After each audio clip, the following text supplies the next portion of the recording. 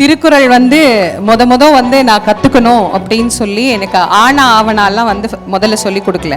திருக்குறள் தான் சொல்லி கொடுத்தாங்க.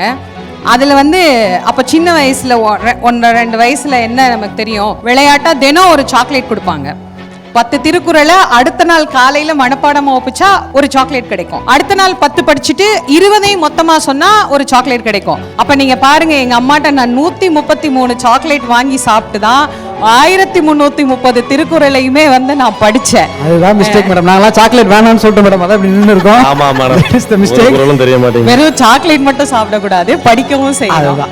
That's the point. இன்னைக்கு வரைக்கும் தினம் ஒரு புத்தகம் படிக்கணும் அப்படிங்கிற அந்த எண்ணத்தை வந்து அவங்க விதைச்சு, வாரியார் சாமி என்ன சொல்லி கொடுக்க சொன்னாரோ அதை சொல்லி கொடுத்து இன்னைக்கு இந்த அளவுக்கு வந்து மங்கையர்கரசியாய் வந்து மிளிர்கிறேன் அப்படின்னா இதுக்கு காரணம் அப்பா அம்மா தான்.